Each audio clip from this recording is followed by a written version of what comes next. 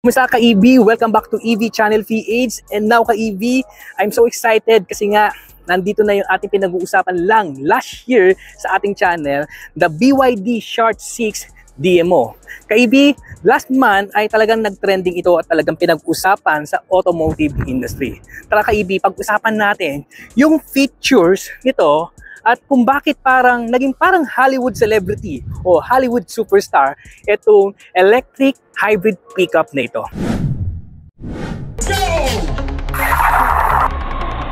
Balak mo bang mag-switching na to an electric vehicle? O nag-aabang ka na ng mga latest EV news and reviews? Welcome to EV Channel PH, your guide to electric vehicles.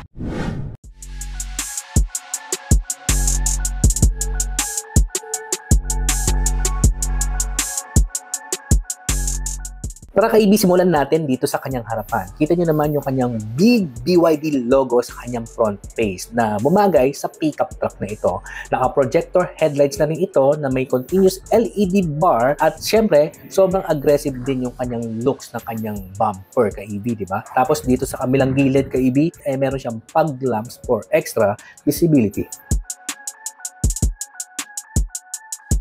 Sa side profile naman ka-EV, ang angas ng kanyang mag style wheels. Bagay na bagay yung kanyang rugged looks.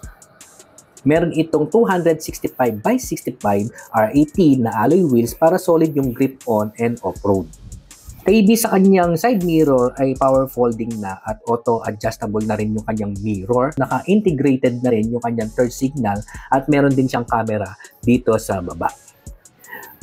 Plus ka-EV, meron siyang stepboard na dito for easy access at roof rails na rin dito sa taas para sa extra cargo space kung gusto mong lagyan ng carrier.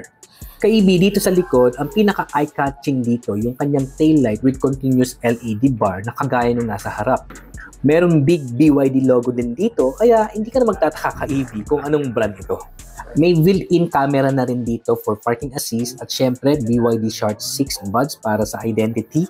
At sa kabilang side naman ka-EV, meron siyang DMO all-wheel drive o AW buds para alam mong all-wheel drive ito ka-EV. At syempre mayroon din siyang ilaw dito sa kanyang stepping board. At pagdating naman dito sa baba ay meron siyang 4 sensors dito para mas safe sa maniobra. Siyempre ka-EV, dahil EV ito, meron itong charging port. Type 2 CCS2 ito ka-EV na pwede at compatible sa mga fast charging station. Ito lang yung nakita ko na dual motor or plug-in hybrid electric vehicle na merong fast charging. Of course, meron itong tank capacity ka-EV na 60 liters.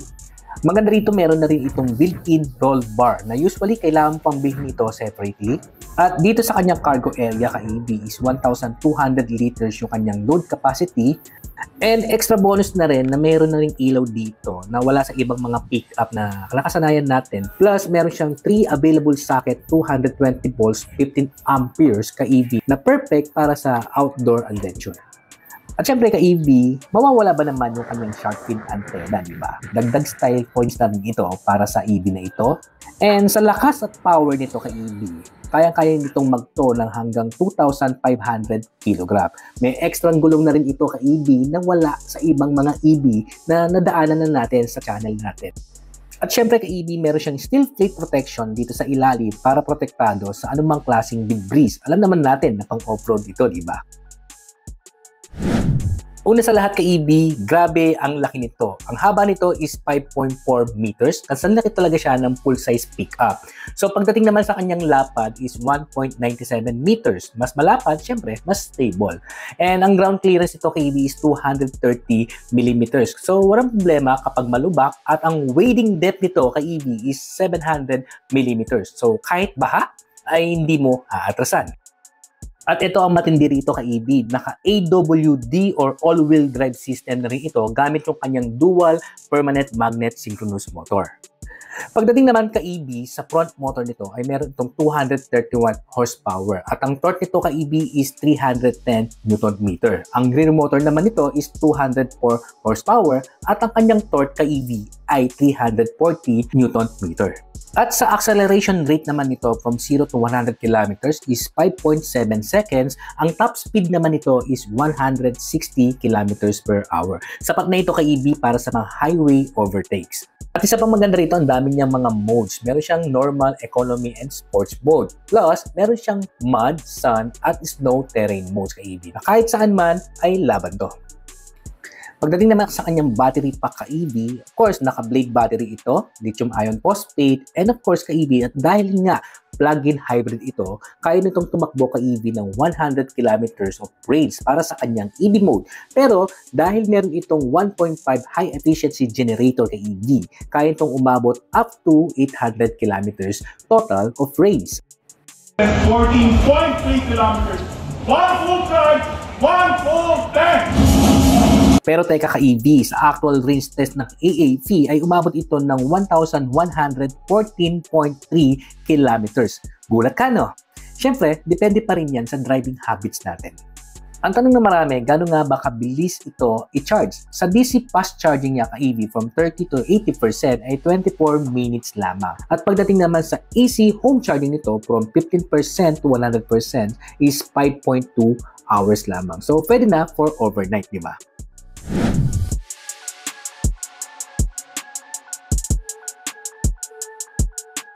Pagpasok mo pa lang at paghawak mo sa manubela nito, ramdam mo na yung premium feel, di ba? Electronic tilt and telescopic na rin ito. Tapos naka-leather wrap at loaded na rin ng mga controls. Dito makikita mo yung multimedia playback, yung kanyang camera, voice assistant control, and drive modes ka-EV. Lahat nasa kamay mo na. Ang size naman ng kanyang instrument cluster panel ka-EV is 10.25 inches LCD na super visible. Pero ka-EV, ang pinaka next level dito, yung kanyang heads-up display na para kang nasa sci-fi movie.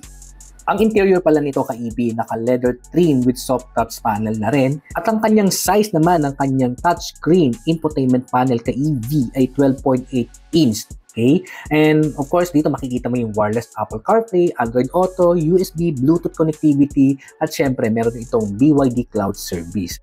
Of course, sa panel, makikita mo rin yung aircon, pero meron din siya mga buttons dito sa baba para sa kanyang aircon. Of course, malakas ang kanyang aircon ka-EV, di ka papawisan dito. Tapos, meron pa siyang negative ion air purifier para at least laging fresh quality yung air natin sa loob. Kung naka-premium variant ka naman, ay meron kang PM2.5.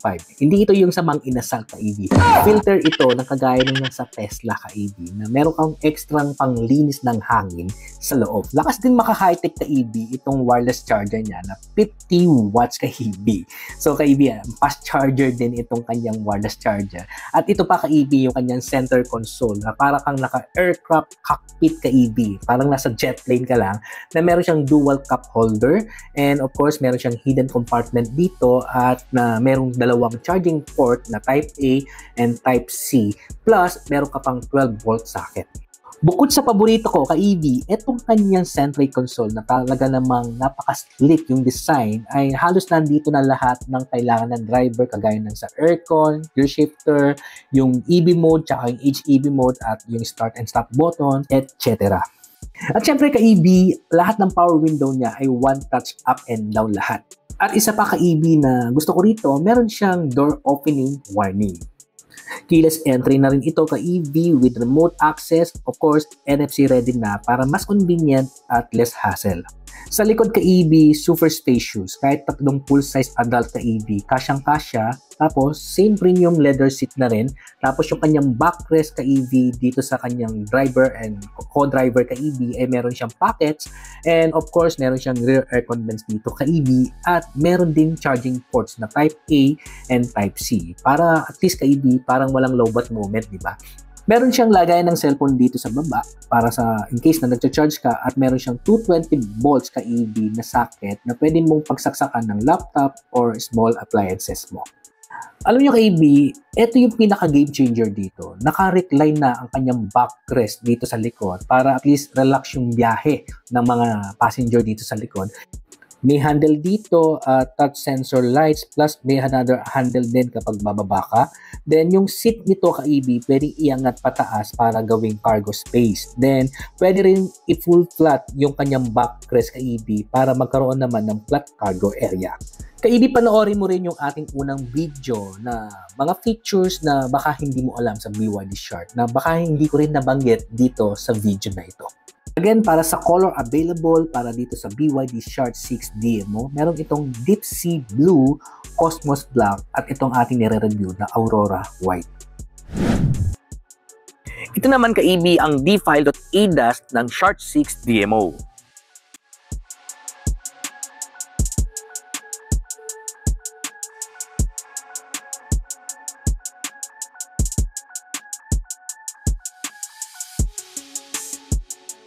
Para naman sa safety and security features para sa advanced at premium variant,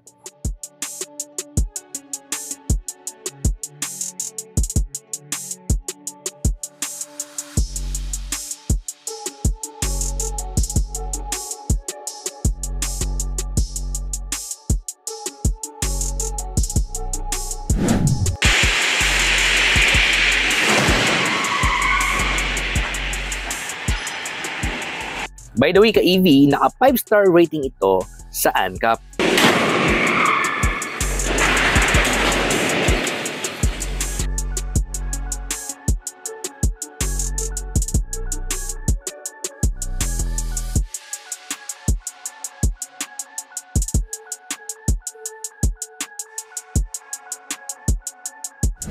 Ayan, sobrang init at pumasok muna tayo sa loob ng sasakyan. As you can see, talagang ang init sa labas at hindi na kaya ng powers natin. Anyway, ang presyo nito ka-EV ay hindi pa natin talaga alam at malalaman natin sa mismong launch. At tara, at punta na tayo doon. Let's go!